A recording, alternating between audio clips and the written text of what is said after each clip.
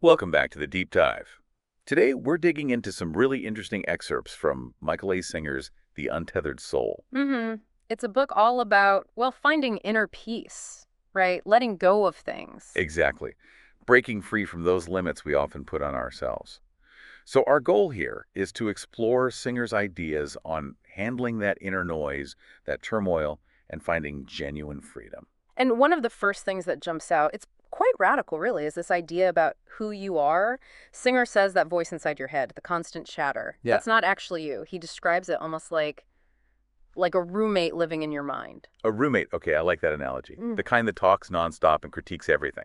Kind of, yeah. And the point is, you're the one aware of the roommate, aware of the thoughts. You're the observer. Okay, let's unpack that. Because when you're, say, lying awake, stressing about something, Why? that feels very me. Singer's saying the me listening to the worry is different from the worry itself. Why is that separation so important? It's absolutely crucial because it gives you space. Suddenly, those thoughts, even the really overwhelming ones, they aren't you. They're just phenomena passing through your awareness. Ah, okay. Yeah. Like clouds passing in the sky. Precisely. And that distance, that awareness, is the first step to not being completely controlled by negativity or anxiety. It leads directly to his next big point, learning to let go. Which sounds simple, Yeah. but it's really hard in practice, isn't it? We hold on to so much past stuff, worries about what's coming. We do. It's like dragging baggage around constantly. Singer uses the word surrender. Yeah, and that word it can feel a bit passive, maybe, like giving up. That's a common misconception. It's not about apathy or ditching your goals at all. It's about releasing the resistance to reality, to what is. Releasing the resistance. Or It's about dropping that internal fight against things you often can't change anyway, especially things that have already happened or haven't happened yet. You free up so much energy. That makes a lot of sense. You stop banging your head against the wall. And does this apply to emotions, too?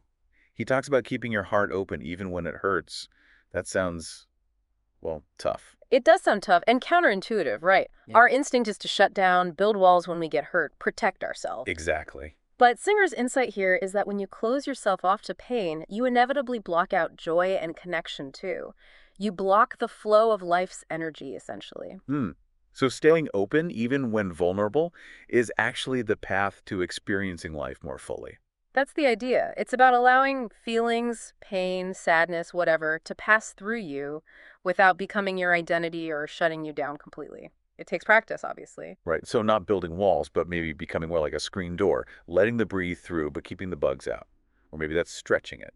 Huh. Maybe a little, but the principle's there, allowing flow. And this all ties into where true freedom is found, according to Singer, which is where... In the present moment.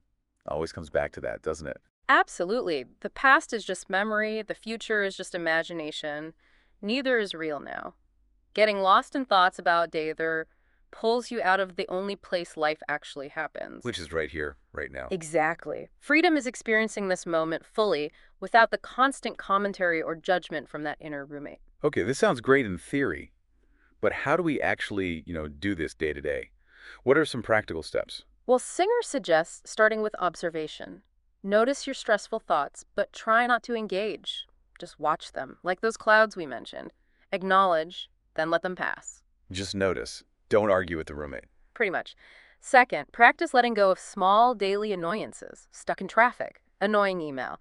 Try consciously releasing the frustration around it. It builds the muscle for bigger things. Okay, like microdosing, letting go. Sort of. And third, try incorporating just a few minutes, even 5, of quiet stillness each day.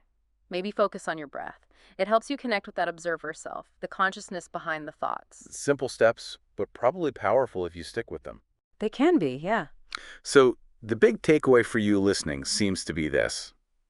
Freedom isn't really about changing your external circumstances, is it? It's an inside job. That's the core message. It's about your internal state. The less you feel the need to control everything, especially your own thoughts and reactions. The more you realize you're already free in a fundamental way. Spot on. And mastering that inner world, or at least getting better at navigating it, makes dealing with the outer world feel a lot more manageable too. It changes your whole perspective. Definitely. Understanding you're the observer, not the thoughts, and practicing letting go, those are the keys. So a final thought to leave you with. Where in your life today, even something tiny, could you practice just letting go? What might happen if you simply observe the next wave of stress instead of diving into it? Something to think about. Thanks for joining our deep dive today.